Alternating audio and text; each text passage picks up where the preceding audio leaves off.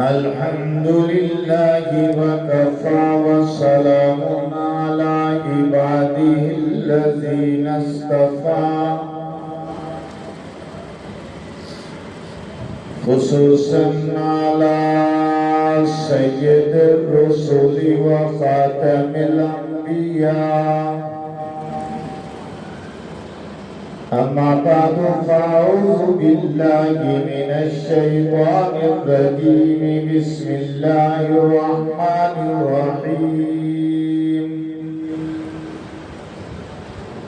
هو الذي أرسل رسوله بالهدى ودين الحق ليظهره على الدين كله وكفى بالله شهيدا محمد رسول الله والذين معه أشداء على الكفار رحماء بينهم تراهم ركعا سجدا يبتغون فضلا من الله ورضوانا سيماهم في وجوههم من أثر السجود ذلك مثلهم في التوراة ومثلهم في الإنجيل صدق الله العظيم وصدق رسوله النبي الكريم الأمين والصلاة والسلام على سيد الرسل وخاتم النبيين وعلى آله وأصحابه أجمعين يا صاحب الجمال ويا سيد البشر يا صاحب الجمال ويا سيد البشر من وجهك المنير لقد نور القمر لا يمكن الصناع كما كان حقه بعد از خدا بزرگ توئی قصہ مختصر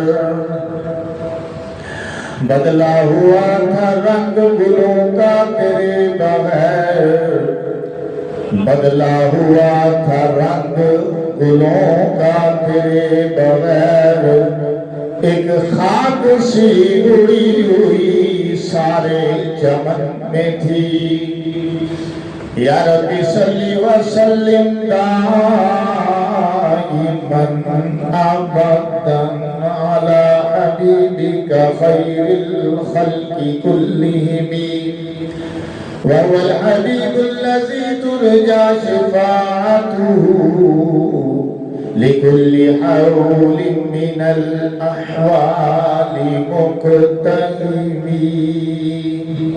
درود پاک صلی اللہ علیہ وسلم اللهم صل على محمد وعلى آل محمد كما صليت على إبراهيم وعلى آل إبراهيم إنك حميد مجيد اللهم بارك على محمد وعلى آل محمد كما باركت على إبراهيم وعلى آل إبراهيم إنك حميد مجيد گرامی قدر سامعین کرام میرے محترم بزرگوں بھائیوں دوستوں اور جناب مولانا ظہیر صاحب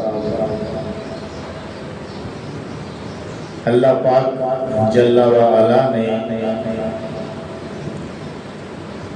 اس دنیا کی ہدایت کے لیے 1,24,000 انبیاء کرام مبعوث فرمائے سب سے آخر میں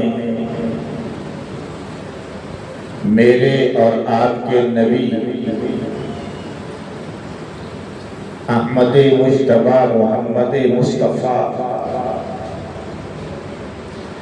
وراء الوراء کان قاب قوسین او ادنی ثم دنا فتدلی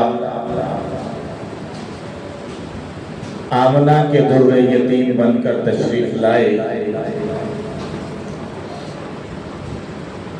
آپ کی تشریف آوری دم توڑتی ہوئی، سسکتی ہوئی، ملکتی ہوئی انسانیت کے لیے مژدہ نوید تھا اور نوید ہے۔ جیسے میں نے شعر پڑھا تھا کہ بدلا ہوا تھا رنگ گلوں کا تیرے بغیر، ایک خاک سی اڑی ہوئی سارے چمن میں تھی، زمانے کی حالت نہ گفتادے تھی، لوگ انسانوں جیسی نہیں درندوں جیسی زندگی گزارنے پر مجبور تھے۔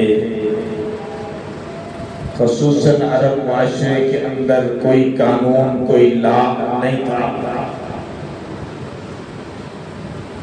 لوگ زمین پر پڑا ہوا خون چاٹ جاتے تھے، سینکڑوں سال کسی چھوٹی سی بات پر ہونے والی لڑائی سینکڑوں سال جاری رہتی تھی، بچوں کے کوئی حقوق نہیں تھے، عورتوں کے کوئی حقوق نہیں تھے، مذہبی حالت بہت خراب تھی، دین ابراہیمی میں اتنی ملاوٹ کر دی تھی کہ خانہ کعبہ جس کو ابراہیم علیہ السلام توحید کے علمبردار پیغمبر نے، ویسے تو سارے پیغمبر ہی توحید کے علمبردار تھا، لیکن ابراہیم علیہ السلام کے ساتھ یہ خصوصیت زیادہ ہے، توحید کے علمبردار پیغمبر ابراہیم علیہ السلام کے تعمیر کردہ خانہ کعبہ میں 360 بت رکھ چھوڑے، اللہ کو چھوڑ کر بتوں کی عبادت ہوتی تھی، اللہ کے نام کی نظر و نیاز نہیں ہوتی تھی، بتوں کے نام کی نظر و نیاز ہوتی تھی۔ یہاں تک حالت خراب تھی کہ خانہ کعبہ کا ننگے طواف کیا کرتے تھے۔ ایسے عالم کے اندر اللہ نے سب سے آخر میں میرے اور آپ کے پیغمبر امام الانبیاء صلی اللہ علیہ وسلم کو مبعوث کرنے کا فیصلہ کیا، لیکن اس سے پہلے اللہ نے حضرت ابراہیم علیہ السلام کی ڈیوٹی یہ لگائی کہ جس گھر کو حقیقی طور پر جس نے آباد کرنا ہے اس کو اے میرے پیارے خلیل اس کو تعمیر کر۔ تو ابراہیم علیہ السلام نے ریت کے ٹینوں کے نیچے دبا ہوا خانہ کعبہ اس کو اٹھایا، بنیادوں کو اٹھایا اور تعمیر کیا۔ حضرت ابراہیم علیہ السلام نے معمار مستری کے فرائض سر انجام دیے اور اسماعیل علیہ السلام نے مزدور کے فرائض سر انجام دیا۔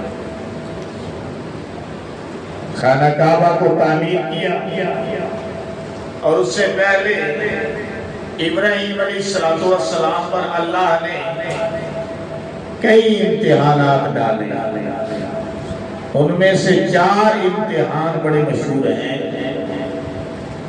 کہ اللہ نے فرمایا ابراہیم میرے لیے آگ میں کود جا، تو ابراہیم علیہ السلام آگ میں کود گئے۔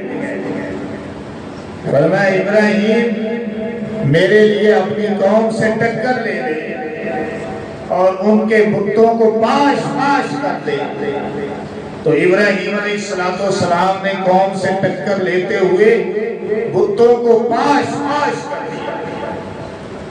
پھر فرمایا ابراہیم تجھے جان سا بیٹا عطا فرمایا ہے، اس بیٹے کو نگو نگ صحرا میں چھوڑ کے آ جا. ابراہیم علیہ السلام نے اس بیٹے کو نگو نگ صحرا میں چھوڑ دیا. پھر فرمایا ابراہیم جب وہ بچپن سے نکلا لڑکپن میں داخل ہوا، والد کا سہارا بن گیا، آنکھوں کا تارا بن گیا، بڑا پیارا بن گیا، تو اللہ نے فرمایا ابراہیم اس بیٹے کی گردن پہ چھری رکھ دے. ابراہیم علیہ السلام نے چھری رکھ دی. تو 4-5 امتحان تھے کہ ہر امتحان میں ابراہیم علیہ السلام نے 100/100 نمبر حاصل کر دیا. 100% نمبر حاصل کیے ہر امتحان میں. پھر خانہ کعبہ کو تعمیر کیا، اسی بچے کو ساتھ لے کر کہ جس کے لیے حکم ہوا تھا کہ اس کی گردن پر چھری پھیرنی ہے، لیکن اللہ نے اس کی جگہ مینڈے کو قبول کر لیا تھا. آپ سنتے رہتے ہیں اسماعیل بچ گئے، اسی بیٹے کو ساتھ لے کر خانہ کعبہ کو تعمیر کیا. جب خانہ کعبہ تعمیر ہو گیا تو ابراہیم علیہ السلام کی ڈیوٹی تھی ویسے کہ دعا مانگنی ہے میرے اس آخری پیغمبر کے لیے. ابراہیم دعا کرنا تیرا کام ہوگا اور تیری دعا کا ثمر بنا کر تیری جھولی میں ڈالنا میرا کام ہوگا. دعا تو بنانی ہے. تو ابراہیم علیہ السلام نے کھڑے ہو کر دعا کی. اتنی پیاری دعا تھی کہ اللہ کو بھی مزہ آ گیا، ابراہیم کو دعا مانگتے ہوئے مزہ آ گیا، اللہ کو قبول کرتے ہوئے مزہ آ گیا. اتنی پیاری دعا تھی کہ اللہ نے اسی پیغمبر کے کہ جس پیغمبر کو اللہ نے دعا کا ثمر بنا کر ابراہیم کی جھولی میں ڈالا تھا، اسی پیغمبر پر نازل ہونے والی آخری کتاب میں اس کا تذکرہ کر دیا. کہو سبحان اللہ.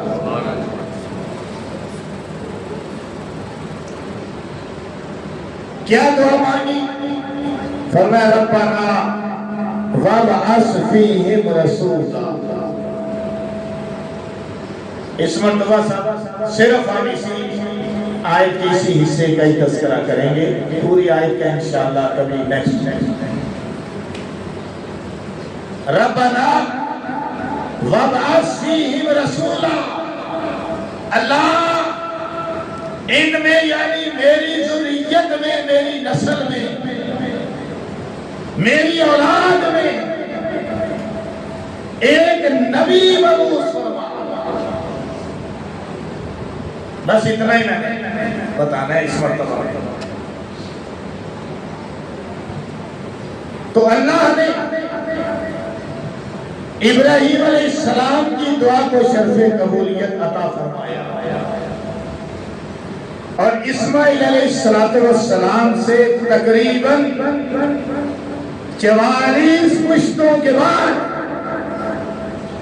عبداللہ کا فرزند بنا کر، آمنہ کا لال بنا کر حضور کو مبعوث فرما دیا.